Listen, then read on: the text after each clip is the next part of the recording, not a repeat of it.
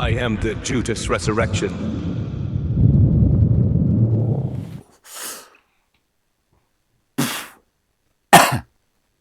I know I've told you this before,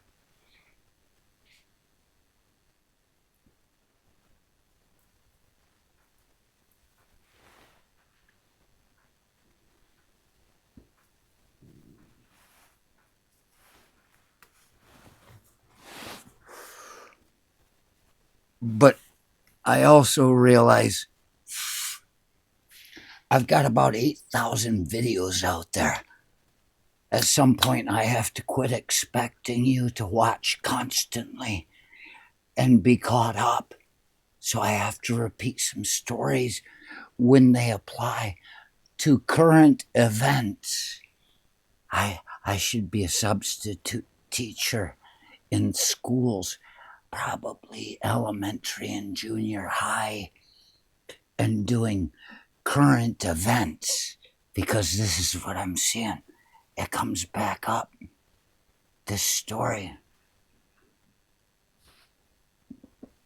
So I'm going to tell it to you because it would be unright for me and against my profession to lure you down a path that would lead to brainwashing.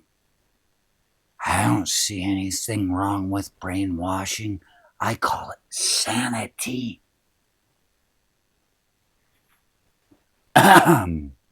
Excuse me while I clear my throat.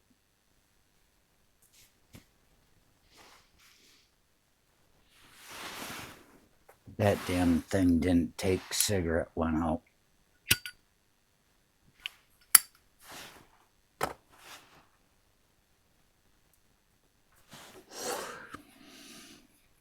I told you I got to go out drinking with the Secret Service one night.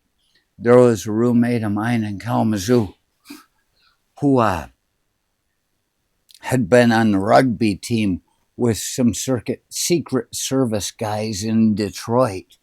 And when we were in Kalamazoo, the president,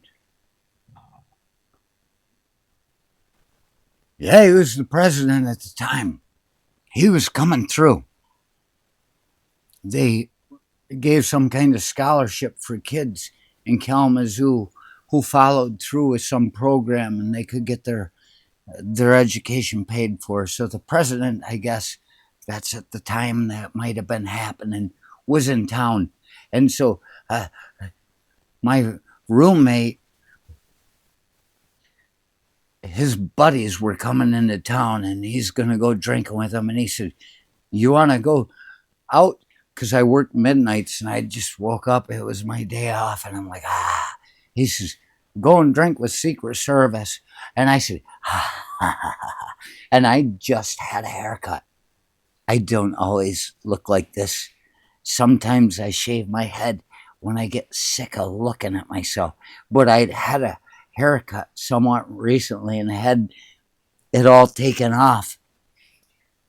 And I was wearing a nice, clean, almost high and tight hairdo at the time. So I fit in.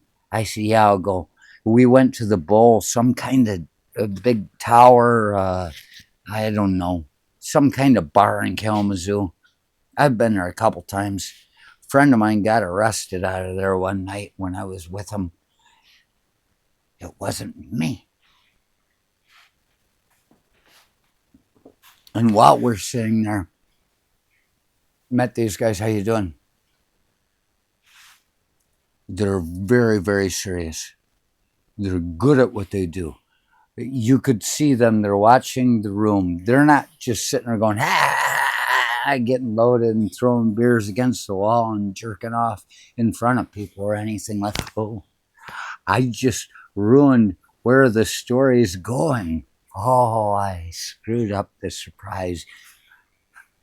Might as well do that. You don't catch the segues anyway. They're really fast.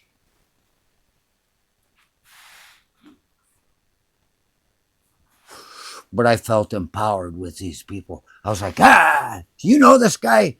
shut the fuck up, get out of here. And I was tearing apart fights and saying, you cut it out. And these guys the whole time are just looking at me. Poker face.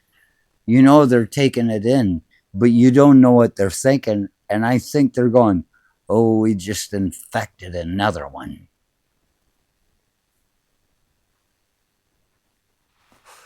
But they were very serious. I could tell that on the job, they were very serious.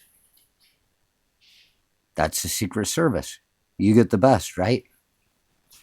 Unless you run across this Spillman character that is allegedly in the news right now. I just saw it.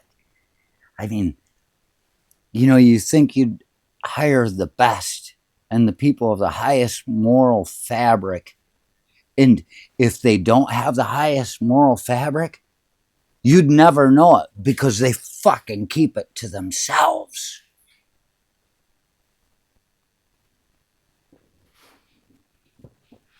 I mean, when you look at the guys that poor guy is hiring to protect him, you have to take into consideration he might have a class action lawsuit coming against him from Zip Recruiter because he's making them look bad. This is the only Secret Service. It's the only one you would take, motherfucker. I gave you 30 fucking applications, resumes, and circumvisions. It's the only one you would take. No wonder you got some guy, Spillman down in Florida, I guess, had just allegedly, you know, he's in charge of checking the grounds and stuff. No wonder people are fucking sneaking, and this guy's thinking about after work. And he apparently, allegedly, some girl downstairs in the lobby, he followed her up, and he's outside her room. She was like nervous. She's like, what the fuck? Going up to her room on the 6th floor, goes right in, and this guy's outside, and he's naked, and he's doing things. I don't think that he meant to finish in the hallway of a hotel. I think he was thinking about getting in there and getting at her. He wasn't going to spill it on the floor. He was going to spill it in what he perceived as a whore because she's woman. She shouldn't have tempted him. Why is she not wearing a burqa? Of course, if she had a burqa, why does she wear a burqa? She wants me to just tear it off and look at her. That's the kind of guy. How do I know this? It ain't me. It's just where I am all the time. I see shit that I get a bigger picture of the story of later. When somebody says, you were there? I'm like, well, yeah, of course. Didn't you see me? I'm very fast.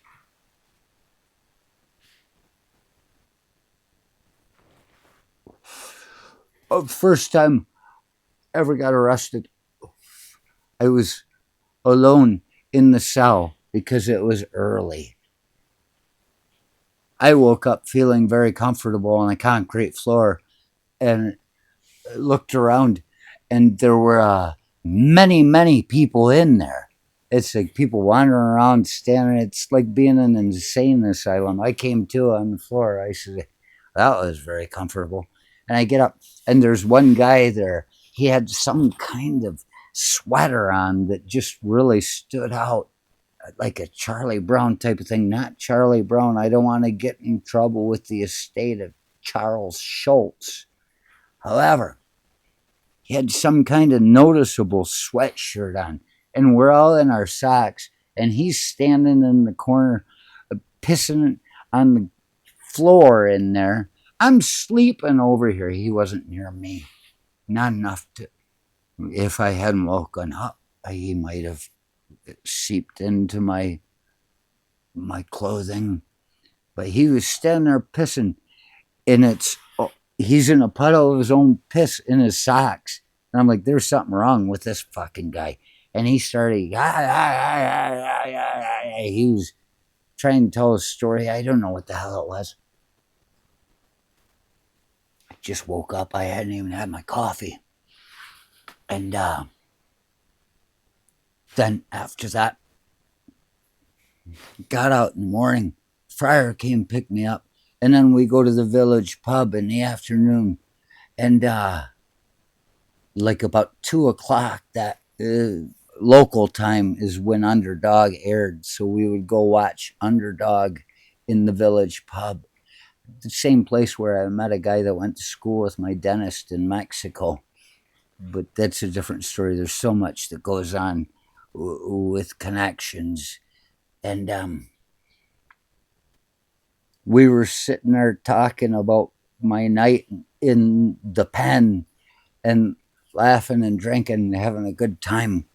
And the barmaid, she says, "What?" And she says, "What kind of?" And I told her the sweater he was wearing. And she says, "That guy was crawled up onto my balcony last night. And he was standing on the balcony. He climbed up on there at my apartment." And she's going, "Get out of here." He followed her home. And she's, "Get out of here. I'm calling the cops." And he's like, and he climbed down. And then he went around inside the building and he was trying to break into her door. This is where Spillman's next move is. Yeah, I know his moves.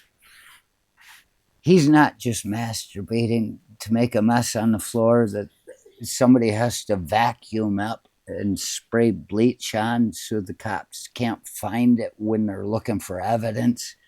He's the guy that's trying to break in the door and finish it in her.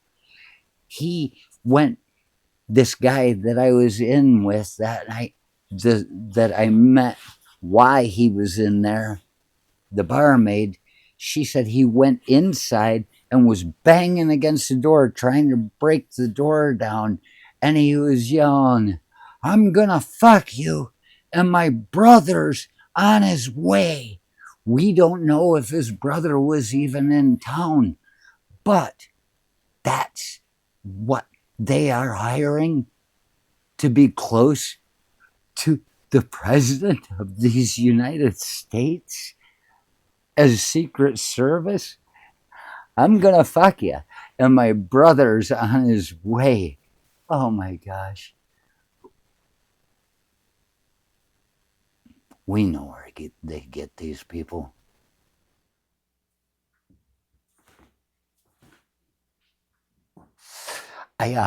What I really meant to do here. Hey, how you doing? We are the Judas Resurrection.